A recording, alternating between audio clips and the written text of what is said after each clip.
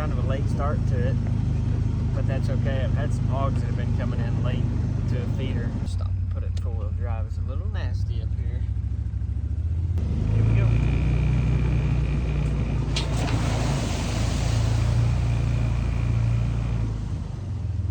I hate that hole. As I was saying, getting a little bit of a late start to it. I've had pigs coming to a feeder right at dark, so I'm gonna slip in and see if we can't tag one of them. I'm shooting a broadhead tonight that I've never shot before, sent in by Daniel Royer, and I really appreciate it. He sent me 3 different ones, and tonight I'm trying one of the 3. It's 100 grain, and it's a 2-blade fixed head. Of course, it is wicked looking. I don't even think I've ever seen anything like it before. I can't remember the name of it, but I'll drop it in right here so you guys know exactly what broadhead I'm talking about. But it's pretty wicked looking. I'll show it to you whenever we get to the stand. Got a little bit of a walk and fixing to park, and hopefully these pigs will show.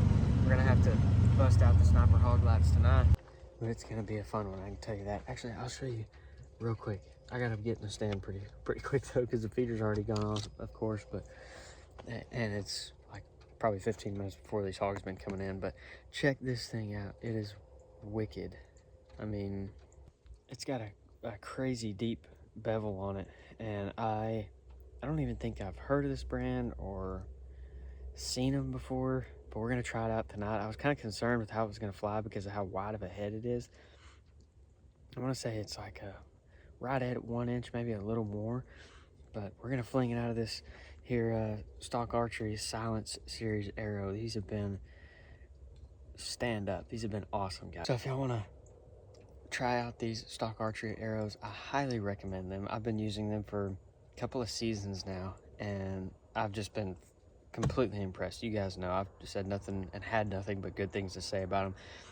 They'll be linked down in the description below, as well as a discount code, and I'll even put the discount code right here. You guys can use that, save yourself some money on your order. I just got a notification from the trail camera of the spot we're going to sit, and I have a feeling that we might have a pig there a little early, so we might have to bust out the tripod here and go on a little spot and stock adventure. But I'm always up for a good spot and stock adventure.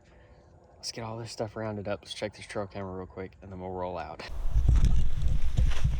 Before we go too much further in this video, I wanted to give you guys the verse of the day. It comes from Matthew chapter 10, verse 16. It says, "Behold, I am sending you out as sheep in the midst of wolves, so be wise as serpents and innocent as doves." As we go out into the world and we become fishers of men, the Bible specifically says and states that we will be persecuted. We will be judged. We will be frowned upon. We will be made fun of. We will be cast out, persecuted in all different forms and ways. I want to encourage you guys to go back and read all of chapter 10 of Matthew. Matthew's a great book, and chapter 10 I also really like, but this is Jesus talking to the 12 apostles, and it specifically says the header right at the top of the title, before it goes into verse 16, it says persecution will come. So guys, just know as a Christian that persecution will come, but it's all worth it at the end of the day, to serve God, to share the gospel, to spread the gospel, and to serve a one true king. But back to the video now. Just as I was saying, I'm pretty sure that trail camera picture, yeah, I'm pretty sure I just got beat, but let's take a look here. Yep, I got beat to the feeder. Some pretty colored hogs there, so we're gonna have to slip in. Of course, it's getting dark now, so we've got the lights, we've got the tripod there. Let's rock and roll.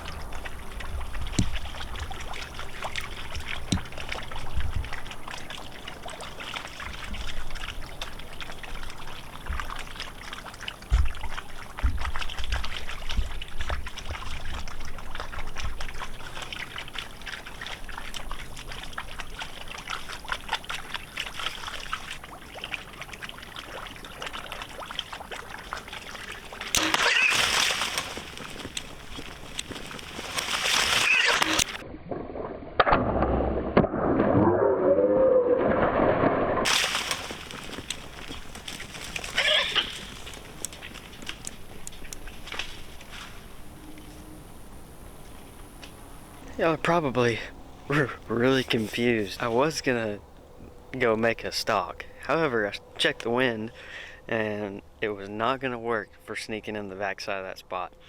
So those hogs hung out at one of my feeders for a solid probably hour and a half, and normally they're there for like 10-15 minutes, 20 minutes tops, clean the corn up, and then they come to this spot where I'm sitting right now, where I was sitting. So I just decided, well, I know they're gonna come over here to this spot. It's gonna be after dark, but no big deal.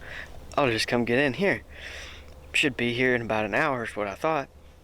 Well, 2 hours and about 15 minutes later, they finally show up. My back's killing me. I'm like, oh gosh, are they ever gonna show? And they finally rolled in. And a quick tip for you guys, I want to tell y'all what I did. You'll notice, and it might be kind of hard to notice, but I'll play this video back over for you guys. What I do, especially when I have skittish hogs, just a quick little backstory here too. So these hogs came in, they got about 15 yards from the feeder, and one of them made a noise, kind of squealed at the rest of them. They made a big circle, a big loop around the feeder, and then they came on in. So I knew that they were going to be kind of on edge. When they got to the feeder and they first started eating corn, that's when I turned the camera on and I hit play, or hit record, I should say. I knew that I wanted them to eat corn for like a good 15-20 seconds and just kind of let them get settled in.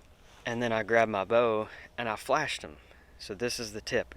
I flash them, and I do it very, very quickly.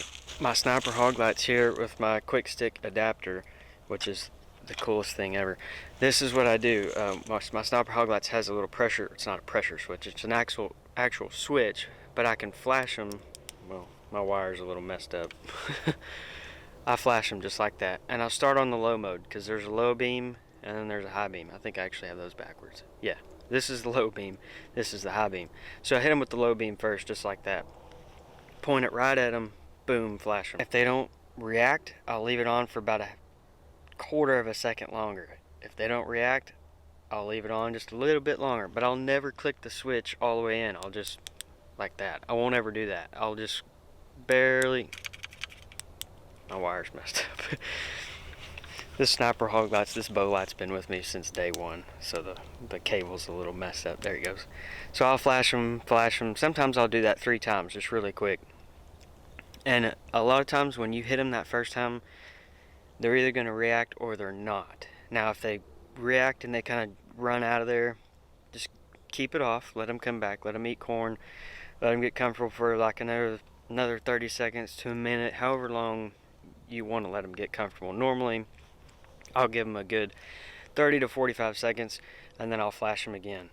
And a lot of times on that second go round, I would say probably 95% of the time, they're not going to react the second time. If they do react, they're hauling buns and they're probably not coming back. It's kind of just a toss-up, but I've had very, very good success with just flashing them like that until they get comfortable. Then once they get comfortable, I'll leave the low beam on them. I'll leave that low beam on them for another 15, 20, 30 seconds, however long you want. Or if you can see well enough to take your shot with the low beam, go for it. What I like to do, especially for camera light, is I'll turn my high beam on, just like that. And sometimes I'll flash them. Even though the low beam's already on, I'll flash them with the high beam, especially if I've got some really skittish hogs. Those right there weren't skittish. They were a little bit when they first came in, but that's kind of typical. So that's why you guys probably noticed me. I flashed them once, and then I flashed them, I believe, a second time, and then the third time I clicked it on and left it on. Then I reached over, have a big red light, a 50 LRX that goes on my camera, and I clicked it on and I left it on. And then I turned my bow light back off because I don't want it moving as I'm drawing, so I turned it back off. But just a good tip that has worked great for me over the years. I've also, what I used to do is I used to turn the light on and leave it on like this. Well, there we go. I would turn the light on and leave it on like this, and I would slowly drop it over the top of that feeder. Now I didn't have as good a success with that method as I do with just flashing them. So I'll just flash them. Works great. You guys should try it out. Any of you nighttime hog hunters, give it a go. Like I said, great success. And if I'm a long ways away, a couple hundred yards away, and I spot some out in the field or something, I'll just turn it on, whatever beam I want, high beam, low beam, whatever, and I'll leave it on and I'll walk all the way to them and keep this light pointed on them the whole time. It's really cool. I'll go into further detail if you guys would like for me to in another video, kind of going over some night hunting stuff. I used to do this all the stinking time, and then for like the last couple years my hogs have been really showing up a lot in the daytime, so I haven't really got to do much night hunting in the last, I don't know, 6-7 months. It's been a good long while.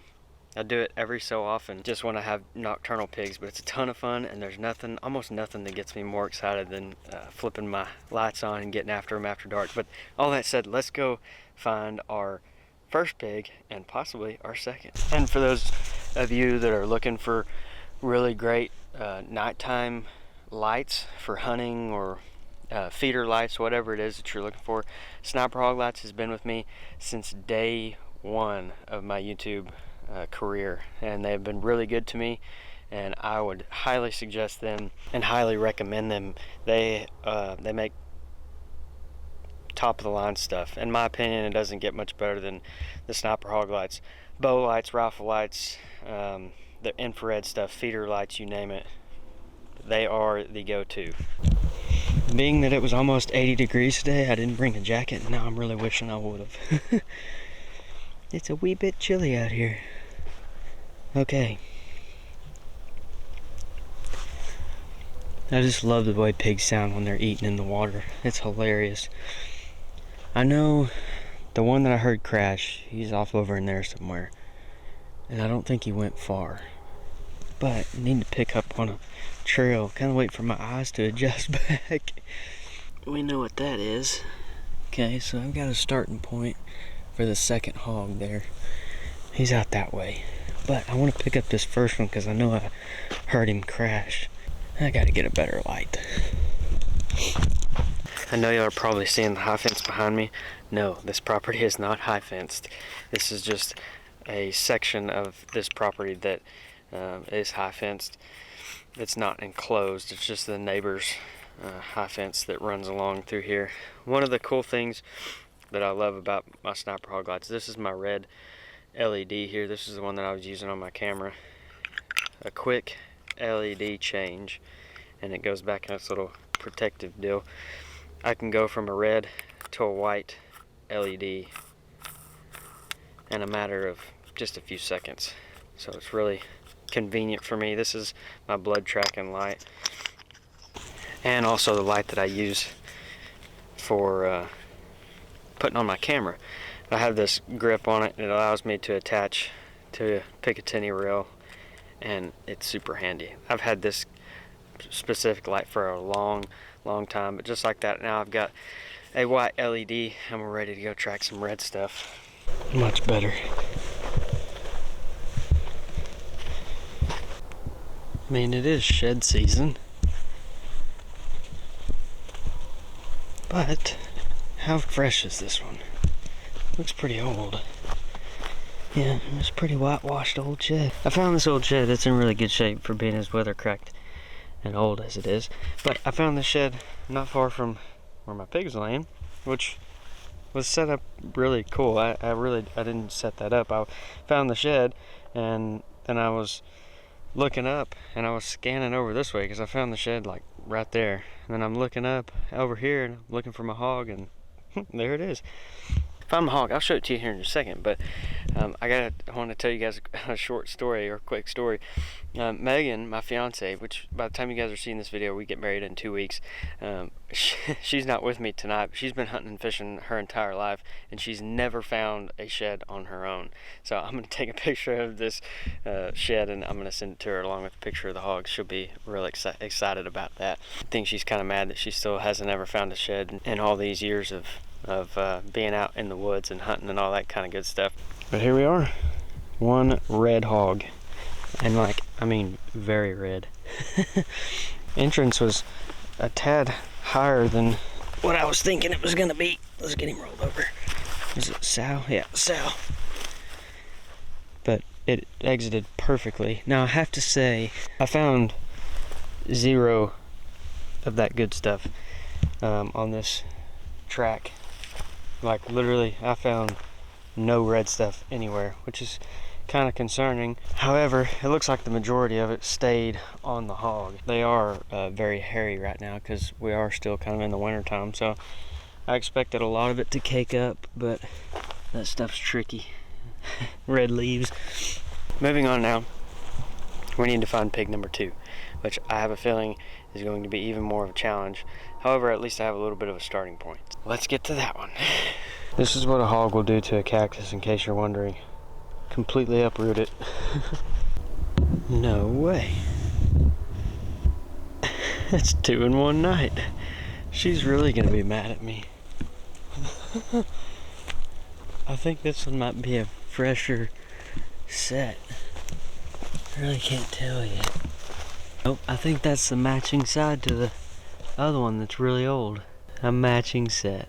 How cool is that? And I've been walking this little 10-acre section of woods for I don't know how long. I don't know how or why I could have missed this, but that's pretty neat. I gotta say, tonight has been a really cool night.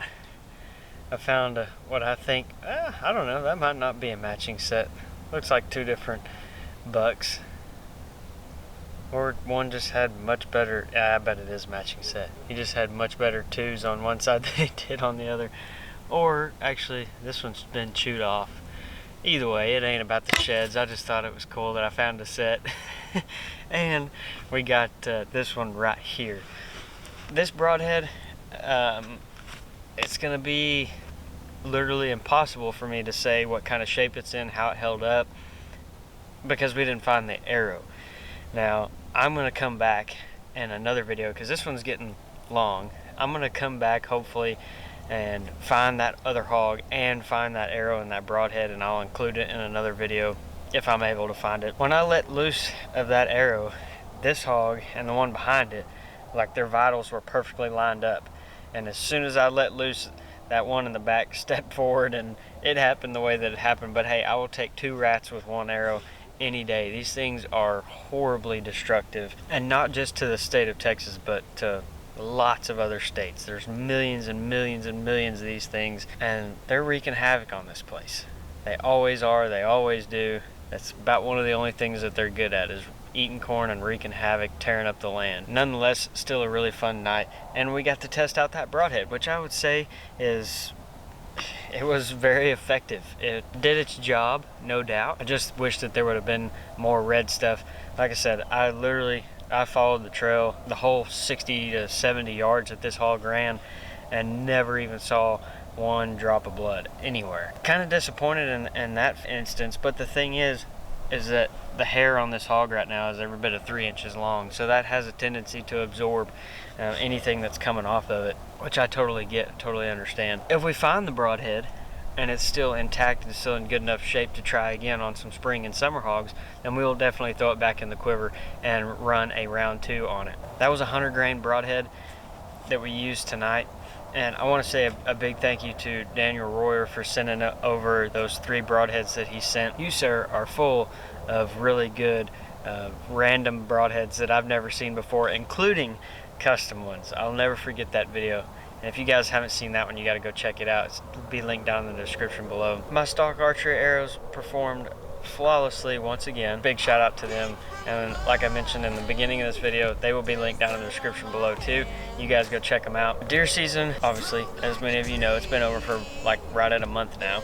So this is what we're going to be doing, and if you haven't hit the subscribe button, you're going to make sure that you want to do that and turn the notification bells on as well. We got plenty of hogs to fling arrows at, and we've got plenty of arrows, that's for sure. It's always a good time chasing the hogs. Spring turkeys right around the corner. I'm pumped for that, and I've got a new video coming out either this week, this weekend, or at the latest beginning of next week that I think y'all are gonna really love.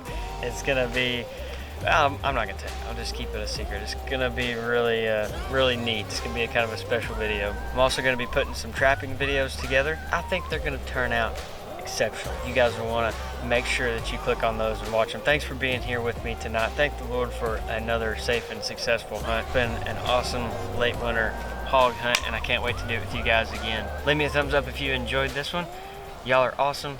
I appreciate y'all being here, and I'll see you in just a few days. Water's up to my chin.